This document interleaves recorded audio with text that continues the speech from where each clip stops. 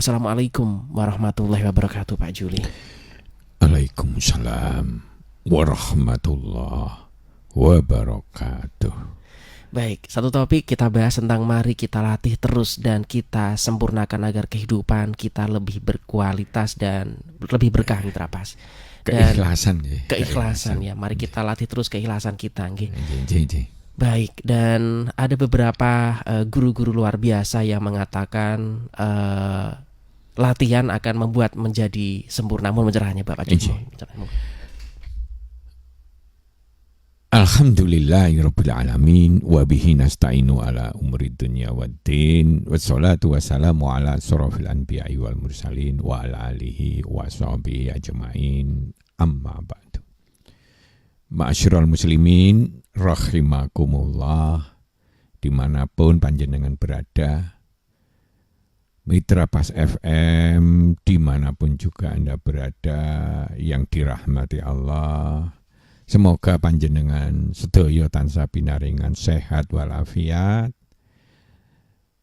penuh barokah bahagia dan penuh semangat untuk terus meningkatkan kualitas kita sebelum kita suatu saat nanti yang tidak kita tahu akan dipanggil oleh Allah Subhanahu wa taala. Ma'asyiral muslimin rahimakumullah. Tema-tema yang kita sampaikan kaitan dengan kajian manajemen Islam, tema-tema yang di dalam kehidupan sehari-hari kita rasakan itu masih banyak permasalahan atau masih banyak dalam kehidupan kita yang itu kelihatannya perlu disetting ulang, perlu diperbaiki, perlu diluruskan agar kehidupan kita ini bisa lebih berkah, lebih berkualitas, sukses, bahagia, nikmat, hasanah dunia, hasanah akhirat, dan kita mampu menjadi khairah ummah, salah satu khairah ummah yang terus menggemakan, bahkan kita terus berada di tangan di atas dengan memberikan banyak kemaslahatan dan rahmatan lil alamin sesuai dengan misi suci Rasul yang kita cintai. Ma'asyiral muslimin rahimakumullah. Pada tema kali ini saya masih banyak melihat atau kejadian-kejadian yang kalau kita rujuk itu ada sedikit ketidaksempurnaan masalah mindset kita terhadap keikhlasan kita. Ikhlas itu kan segala pikiran, amal kita, perilaku kita, kegiatan-kegiatan kita, kita niatkan, kita tujukan hanya semata-mata mencari ridho Allah, hanya semata-mata untuk Allah dan mencari ridho Allah. Keridhaan Allah itu kelihatannya kadang-kadang orang melupakannya. Padahal itu hal yang sangat penting untuk menimbulkan kualitas kita di hadapan Allah. Karena kalau nilai kehidupan kita tidak diridhoi Allah, ya Allah akan membiarkan kita. Allah tidak akan memberikan semua kekuatan Allah kepada kita. Bahkan kita mungkin akan terjerumus dalam kehidupan ubud dunia, dalam kehidupan yang begitu menyilaukan kita, tapi malah menjauhkan kita kepada Allah.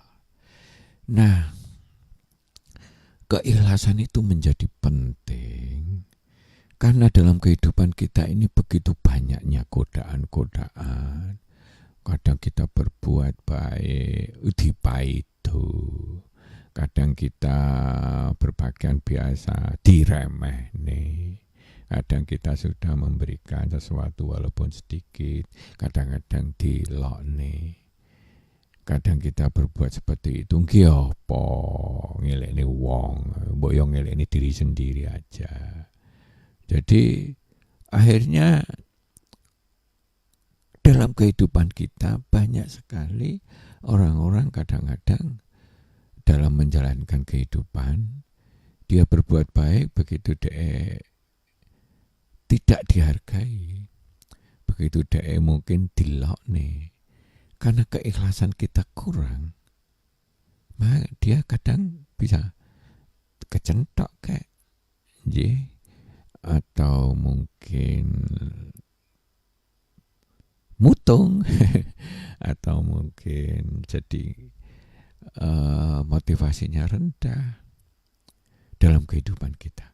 Misalnya kita mau membantu orang lain, tapi orang lain itu diem atau karena mungkin masih sedikit, terus cemberut. Nah kita kita niatnya apik ya.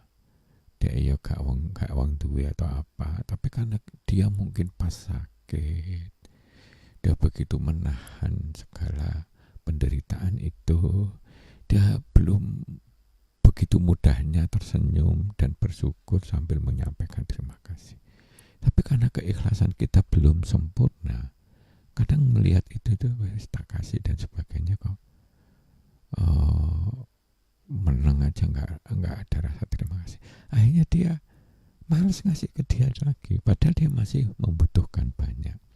Misalkan dia itu seorang janda, misalkan anaknya masih nggak karu-karuan dalam artian pendidikannya, penghasilannya dan sebagainya. Dia sendiri juga lagi miskin dan seterusnya. Ma'asyiral muslimin rahimakumullah, ini sering terjadi kepada semuanya aja. Dalam kehidupan ini, apalagi zaman sekarang ini, kadang kita berbuat baik,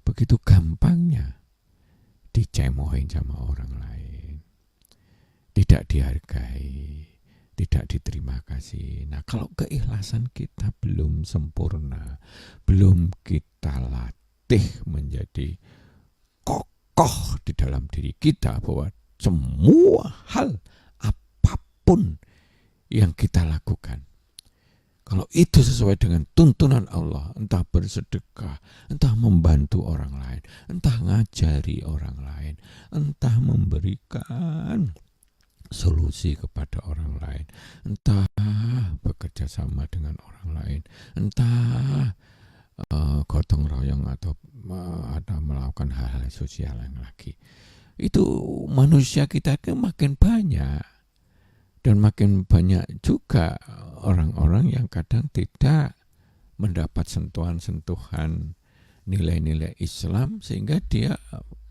pikirannya ya pikiran umum aja begitu. Nah, kadang-kadang reaksinya itu kan bisa macam-macam begitu. Nah, kalau ikhlas kita kuat, maka kokoh sekali keimanan kita. Dan semakin dilatih akan semakin kokoh keimanan kita, dan semakin kokoh pula kemauan kita, niat kita untuk beramal soleh, untuk membangun, menebar kemaslahatan tanpa harus kita mendapatkan penghargaan atau lem-leman atau apa dan sebagainya. Karena yang kita tujukan mencari ridha Allah.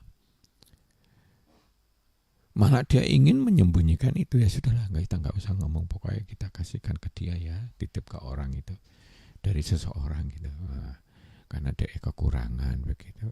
Bagi dia nggak butuh itu, karena Allah Maha melihat, Allah Maha melihat. Alimul ghaibi wa syahadah wa rahmanur rahim.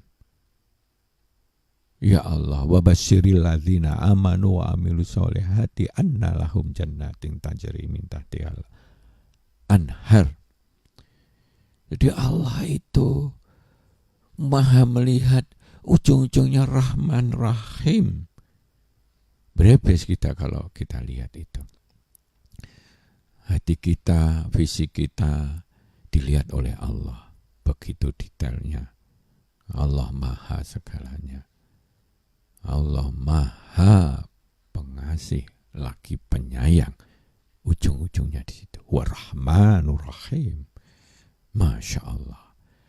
Jadi kalau kita tujukan kepada Allah, insya Allah kualitas amal kita jadi mendapat pahala berlipat-lipat. Dan insya Allah kita diridhoi oleh Allah, semakin dekat sama Allah, keimanan kita semakin kuat, dan yang gak kalah penting, kita menjadi tahan banting. Menjadi orang yang kokoh, tidak mudah mengeluh, tidak mudah motongan, tidak mudah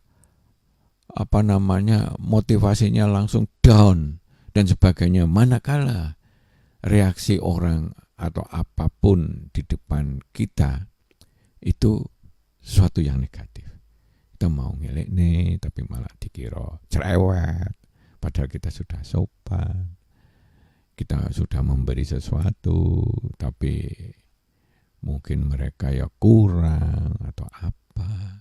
Kita mau menagih karena dia sudah hutang lama, janji bolak-balik enggak direken. Kita mau ngelek nih, jenengan dulu masih hutang lah ya, boyo dicicil sidik-sidik. Dia malah merasa apa wong sugih kok, cetil sekali lah, padahal janji-janji dia sendiri. Pada waktu meminta bantuan ya seperti kayak nunduk, kayak tumak-tumuk, begitu sopannya karena dia butuh. Begitu dikasih, dia janji sendiri 1 bulan atau 2 bulan. Begitu delek nih, ini ngomong kayak gitu. Misalkan seperti. Tapi kalau kita ikhlas, ya dia memang butuh dan sebagainya. Enggak ada itu. Dia itu masih belum memahami. Ya sudah, karena kita niatnya ikhlas. Oh, kita di mana ada begini, ada apa. Jadi kita bisa tahan banting dalam melaksanakan kebaikan yang disertai keimanan dan ditujukan dengan penuh keikhlasan. Apapun dia lakukan, wes. Kan kadang manusia itu punya kelemahan ya. Kadang gini salah. Pokoknya pengen aku ngelik-ngelik aja, membuli atau apa kayak aku gini. Kadang-kadang kalau kita pakai sandal teplak aja untuk ini malah direndahkan dan sebagainya. Begitu banyaknya itu. Bahkan dalam kehidupan ini, misalnya kita kepada orang tua, kepada anak, misalnya kita sering membeli ini, anak terus merenggel, dia merasa aduh jenenge anak kok ngene, malah benci. Padahal kalau kita ikhlas, ya itu anak kita, dia membutuhkan bimbingan, dia membutuhkan keteladanan. Atau misalnya anak kepada orang tua, misalnya gitu sudah tak ini kan sudah gitu cek ngruwel aja dia apa gitu, ya kita berbakti pada orang tua. Dan memang orang tua itu masih membutuhkan dan sebagainya. Jadi kalau keikhlasan kita kokoh, maka janjinya Allah berlaku. Dan bocoran iblis akan terjadi, bahwa iblis atau setan itu enggak mampu menggoda orang yang ikhlas. Karena satu-satunya yang dituju itu keridhaan Allah. Kalau itu sudah tuntunan Islam itu baik, harus begitu, ya jalankan aja. Apapun risikonya yang di hadapan kita. Sebab dunia ini makin berkembang, makin kompleks, kadang bisa macam-macam itu. Ada yang ini, itu kadang belo sana, ada ini dipaidu sana, paidu ini. Sudahlah. Bismillah, kita latih terus. Bahwa kita kalau ikhlas kita makin sempurna, maka pahala akan semakin melimpah 700 kali. Dan yang penting, ridho Allah akan semakin sempurna. Dan kita tahan banting. Dan kita penuh semangat di globalisasi yang penuh godaan ini. Penuh macam-macam, ada apa. Bahkan amplop berterbangan dan sebagainya. Kita kekeh di dalam diri kita. Kita harus lurus. Kita harus ikhlas. Dan ikhlas itu pula yang membuat kita terhindar jauh dari perbuatan-perbuatan yang tercela.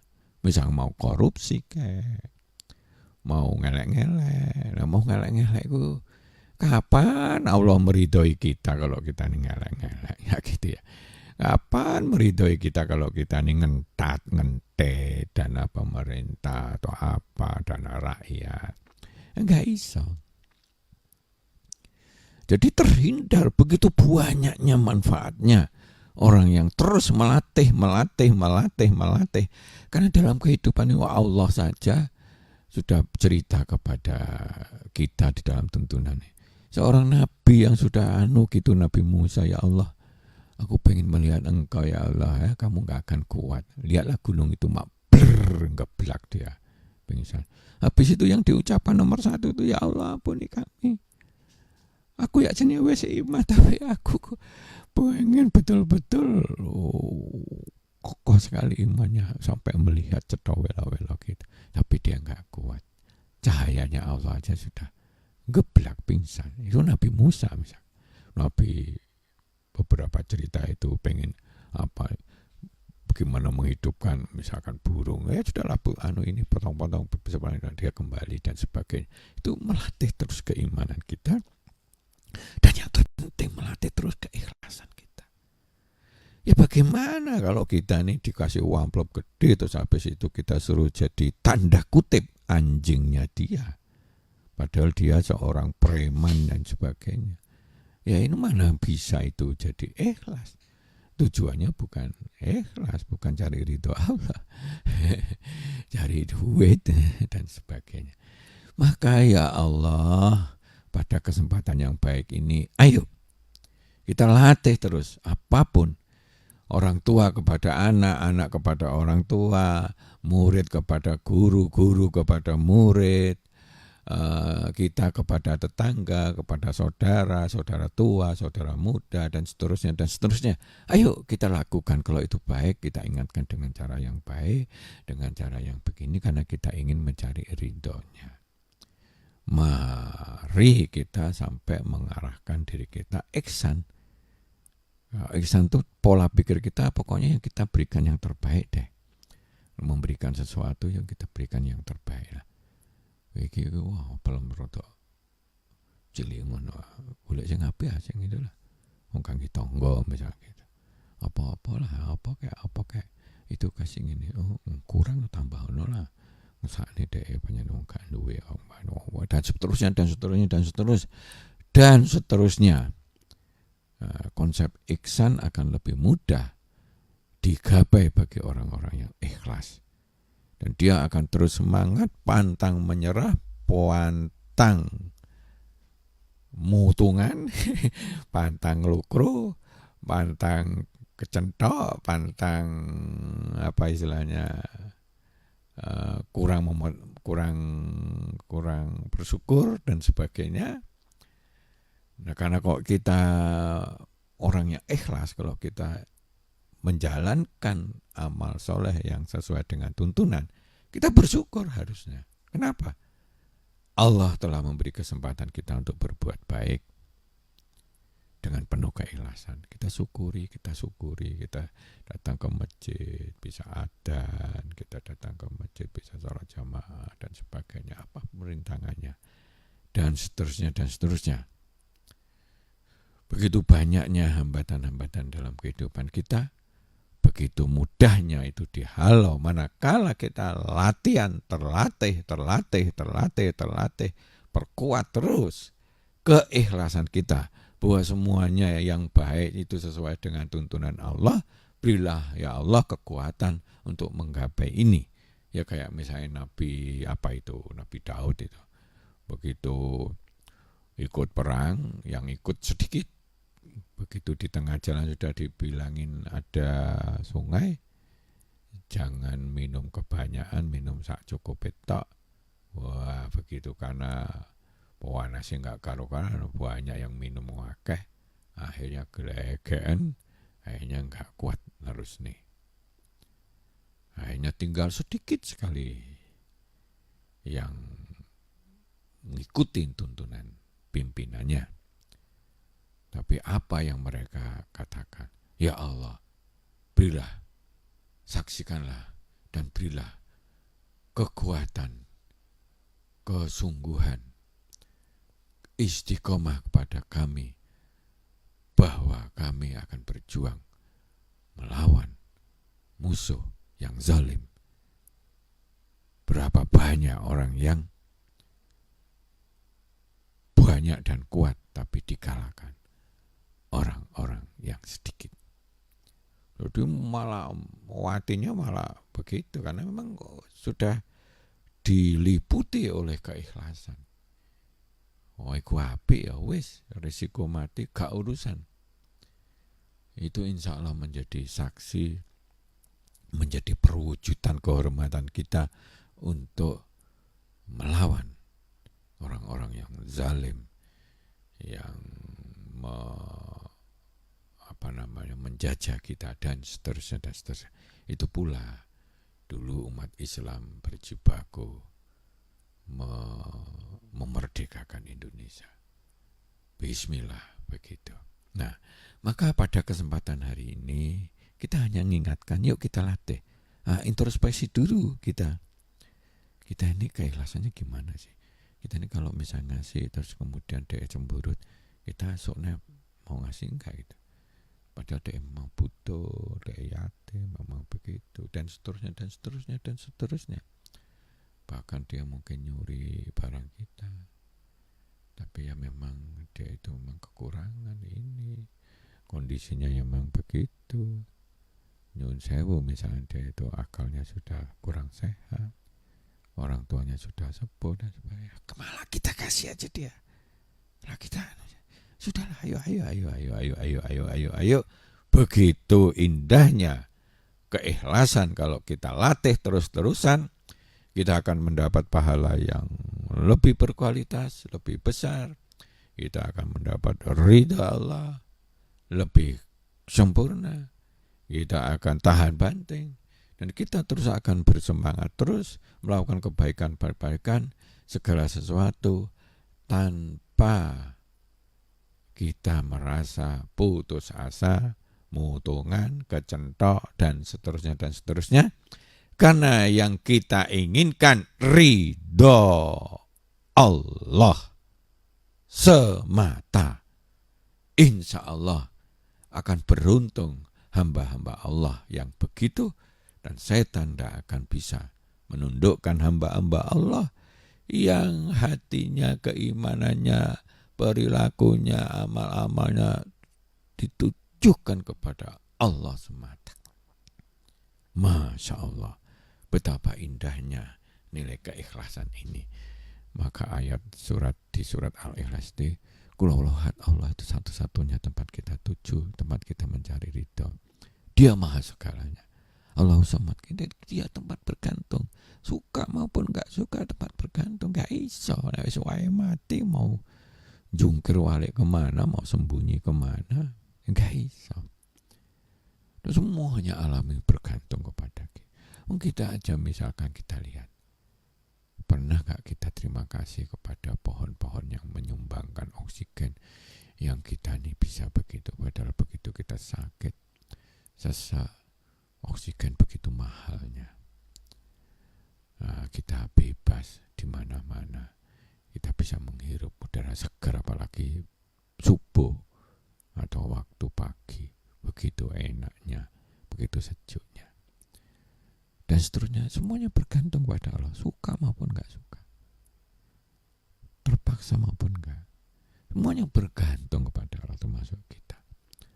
Dan tidak beranak dan tidak dianakkan, artinya dia mandiri, memang mandiri satu-satunya yang esa. tidak ewa pakai ewa, tidak bergantung, tidak harus hormat kepada orang tua apa, karena dia memang satu-satunya orang yang zat yang maha segalanya. Dan dia tidak ada sesuatu pun yang menyamainya. Wes mentok segalanya. Kepada Allah lah kita tujukan semuanya. Dan Allah alimul ghaibi wasyahadah. Allah mengetahui sesuatu yang tersembunyi maupun yang fisik. Wa rahmanur rahim. Brebes kita kalau ujungnya di situ. Allah maha tahu, maha segalanya. Mau menciptakan semuanya, ilmunya begitu enggak terbatasnya. Ujung-ujungnya ingin menjadi zat yang maha rahman, maha rahim. Moga kita diskusi pada kali ini, mudah-mudahan kita terus meningkatkan kualitas kita dan keberkahan kita. Monggo silakan. Baik, untuk Anda Mitra Pas yang pagi ini ingin bergabung, Anda bisa telepon di 02953858777. Kemudian juga WhatsApp selalu kami buka. Anda bisa bergabung juga di 085277999101.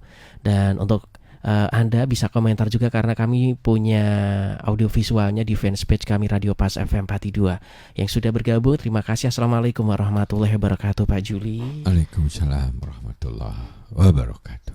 Dari Kang Sobri ini menanyakan, Bapak dalam kehidupan kita sehari-hari bekerja pun kata guru-guru kita disarankan untuk ikhlas.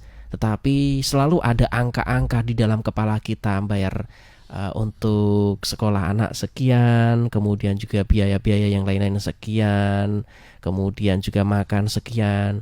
Itu kok akhirnya membuat kita serba hitung-hitungan, nggih. Lah ini bagaimana pencerahannya, Bapak? Pak Sobri.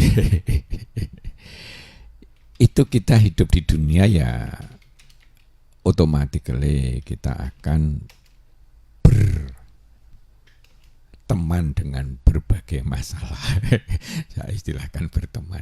Ya kalau kita ini punya keluarga ya tentu butuh sana butuh sini, itu hal yang wajar sekali.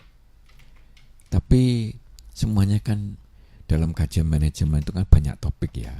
Termasuk topik bagaimana membuat efisien, topik kreatif, problem solving, bagaimana lakukan kreatif. Jadi begitu. Nah kalau misalnya saya sering ada orang mau pinjam gitu, terus saya bilangi, kamu sudah ngomong ke sana enggak?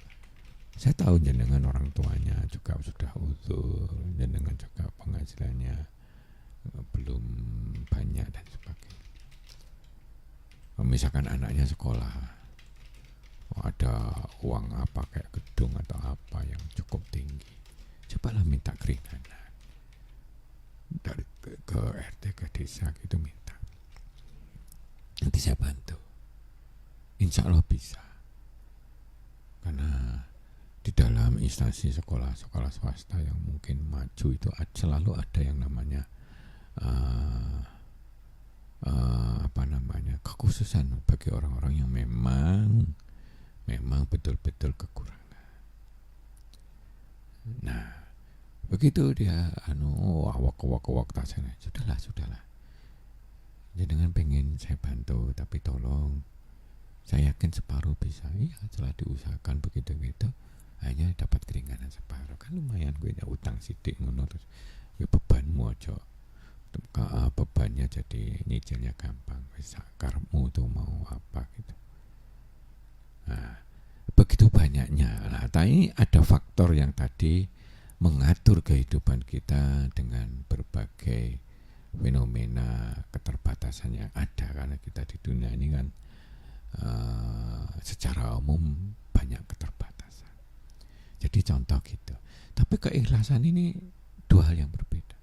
Ya ini saya lagi dapat bekerja ini, ya saya maksimalkan keikhlasan kita sungguh-sungguh. Nah dari situlah peluang-peluang untuk maju berkembang ada. Dan banyak sekali kejadian-kejadian, dan saya juga kadang-kadang melakukan itu. Kadang kalau pimpinan sudah melihat orang itu apik, ini tulus apa, kadang-kadang dipermudah. dan ya malah dikasih dan sebagainya. Kalau pinjam setelah separuh gitu ya dia ikhlaskan dan sebagainya. Begitu banyak kemudahan kita lakukan dalam pekerjaan. Kalau pekerjaan itu jenengan merasa terbatas, tapi ada peluang di tempat lain yang lebih bagus dan merasa mampu, cobalah secara bertahap, bisa itu hijrah istilahnya itu, monggo, sehingga bisa lebih baik di tempat yang ada itu laksanakan. Nah kalau itu masih kurang, ya atur efisiensi kehidupan kita. Misalnya di belakang masih ada tanah dan sebagainya, tanduri sesuatu yang akhirnya bisa dijual, tonggo-tonggo atau apa, atau tidak bisa mengurangi budget kita dan seterusnya. Nah kalau kita masih ada waktu, bolehlah kita kemana-kemana untuk bisa menjadi satpam di rumah pribadi orang kaya atau apa sebagai tambahan dan sebagainya. Ada banyak hal, atau pemberdayaan istri atau anak atau apa, istri misalkan bikin paya atau apa. Saya punya teman di Kediri itu ya gitu, istrinya kayak paya, dia tertekan ya, ini nambah income juga ke warung-warung dan sebagainya dan seterusnya. Jadi itu aspek perekonomian. Maka di dalam kajian ini tematis kita nggak ada batasnya, tapi hal-hal yang penting itu perlu kita sampaikan agar step by step itu wawasan kita bisa lebih komplit. Ya, pada sekarang ini masalah keikhlasan, maka ikhlaskanlah. Maka kepada manusia kita akan lebih berkualitas dalam bekerja, dalam semangat dan sebagainya. Begitu banyaknya ya, kadang-kadang kita atau masih ada longgar minggu atau apa. Kalau ada ini dia ada tonggo sing suge minta tolong untuk ngetoknya apa dan sebagainya, dapat dana. Terus apalagi ngeterne kendaraan apa longgar Pak Njena pas butuh monggo, kalau pas Sabtu Minggu kula libur bisa ke ini, terus dijak nggone Semarang naik mobil akhirnya dapat dana sedikit dan seterusnya. Itu dua hal berbeda. Tapi kalau itu semuanya dilandasi dengan keikhlasan, biasanya powerful dia itu. Dia akan berusaha yang terbaik. Dihargai yang wajar maupun tidak, gak urusan. Nah, dia mau membantu ini, ya suruh nyopir, ada anak kecil ya dinaikkan atau apa. Ada bandar rotok gembas, bu ini rotok gembas perlu diana coba nanti risiko atau apa kayak. Begitu dia longgar ngenteni ibunya yang diantar sana, umpamanya ya ini contoh-contoh yang lain, bukan ke arah jenengan tapi sebagai gambaran yang begitu banyaknya. Saya punya teman itu bukan ya dulu mantan anak buah sopir, tapi begitu sempurnanya dia melakukan itu.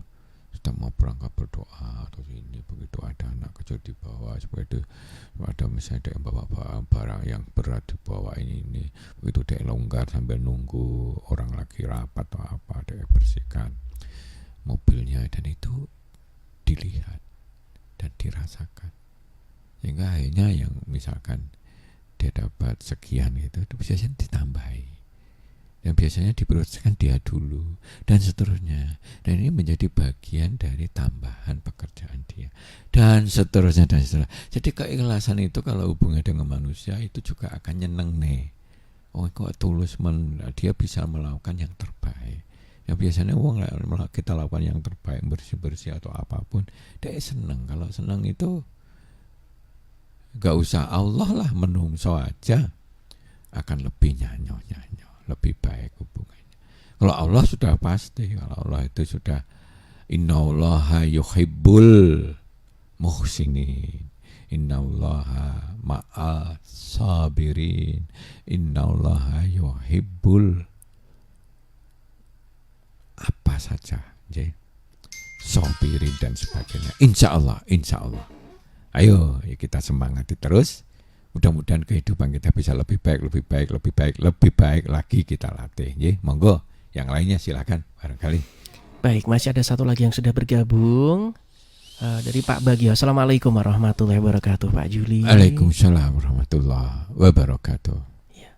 niat kita ini kan jadi pengusaha, sementara manajemen ini kan menyelesaikan pekerjaan lewat tangan orang lain. Sehingga terkadang kita juga, mohon maaf, ada beberapa teman-teman yang terlalu banyak ambil untungnya pencerahannya Bapak. Tapi ini kondisi untuk perusahaan sedang sulit-sulitnya nggih Bapak. Mohon pencerahannya Bapak, monggo. Nggih.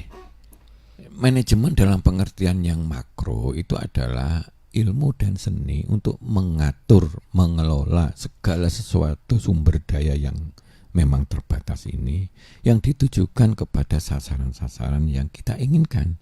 Tentu kalau jadi pengusaha ya pengen untung, pengen citranya bagus, pengen langgeng, pengen berkembang, dan seterusnya dan seterusnya.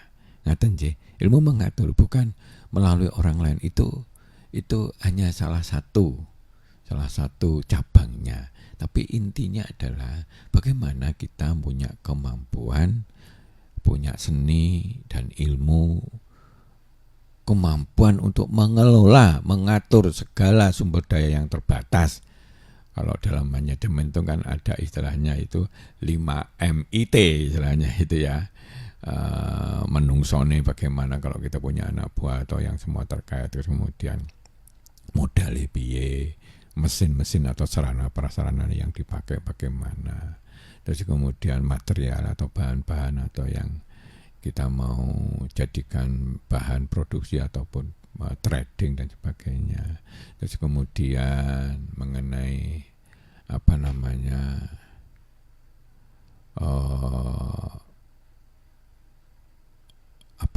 itu modal menungso, modal material, metodenya gimana atau cara-caranya gimana. Market juga nih Pak. Termasuk marketing, metode itu kan untuk memasarkan perlu marketing, tapi perlu diingat harus ada concern kita di I dan T, informasi dan timing. Informasi sekarang zaman kayak gini, ternyata di sana lebih murah, ternyata di Alfamart kalau lagi ada promo deh lebih murah daripada yang lain. Nah, informasi-informasi itu akan membuat kita lebih bagus. Dan informasi sekarang itu nggak ada batas gitu. Siapa yang menguasai informasi, dia sudah menguasai bisnis 70%. Kasarannya gitu. Di sana lagi ini, di sana lagi ada musibah sehingga membutuhkan kayak gini. Lagi sekarang begini, dan seterusnya. Timing juga begitu, ada timingnya, hati-hati. Karena semuanya itu punya siklus ya, siklus pertumbuhan, berkembang, terus turun. Nah, jangan sampai kita dibujuk orang masuk ke belusuk di tempat yang sudah going down bisnisnya. Misalkan yang lagi ngetren dulu bunga-bunga, sekarang nggak lagi ngetren burung dan sebagainya. Di tempat yang sudah jenuh, sudah mau turun, kita obral habis-habisan, kulaan macam-macam, ngedolnya tambah nggak karu-karuan. Karena sudah turun, harga malah nggak karu-karuan, mudah kita rugi akeh. Contoh gitu, ya. Nah, timing itu penting. Di waktu begini ada begini, waktu begini ada begitu. Biasanya kalau musim hujan tuh semua palawija itu murah, tapi hati-hati itu kakean kita nggak punya kemampuan ngedol, malah separuh bosok, misalnya kayak gitu. Ya kayak gitu-gitu, ya. Ayo kita semakin banyak kita oncai, semakin kita akan semakin punya kemampuan yang lebih. Maka dalam kajian manajemen kita ini sebenarnya bukan masalah bisnis saja, tapi masalah kehidupan secara umum. Ayo kita harus bisa lebih berkualitas dan sebagainya. Ya mudah-mudahan ini sekedar inspirasi aja. Ayolah kita ngobrol, kita ngini, kita lihat, kita di internet itu kita pilih-pilih apalagi sekarang sudah begitu mudahnya cari informasi, apa resep ini atau apa peluang bisnis kayak begitu banyaknya ya, tergantung dari kitanya sebetulnya untuk memilih, memilah dan sebagainya. Ngaten je, mudah-mudahan ada manfaatnya. Ini waktunya Ya, apa ada lagi? Segera closing ini Bang. Je, Mitra Fase FM yang dirahmati Allah, kita sampaikan bahwa ayolah, bahwa satu persatu kita tingkatkan terus kualitas kita terhadap semua tuntunan-tuntunan Islam, termasuk keikhlasan kita. Yuk kita lebih care terhadap kita melatih bahwa ya kita ikhlas. Ada apa enggak itu? Enggak lah, itu memang dia itu memang butuh dan sebagainya. Lagi ini enggak ada alasan kita tidak membantu dia. Apapun yang dia gitu, kasihan udah umumnya sakit ya piye, dan seterusnya. Sehingga menjadi pantang putus asa, pantang menyerah, pantang ngelokro, pantang gerundel, pantang mutung. Karena memang niat kita ditujukan hanya semata-mata untuk menggapai ridha Allah. Dan itulah yang menjadi kunci sehingga kekuatan Allah hadir pada diri kita. Dan insya Allah kita menjadi hamba Allah yang lebih berkah, lebih berkualitas dalam kehidupan kita. Hasanah dunia, hasanah akhirat. Ngaten kemawon matur sembah nuwun, mudah-mudahan bisa bermanfaat. Wabillahi taufik wal hidayah. Wassalamualaikum warahmatullahi wabarakatuh. Waalaikumsalam warahmatullahi wabarakatuh.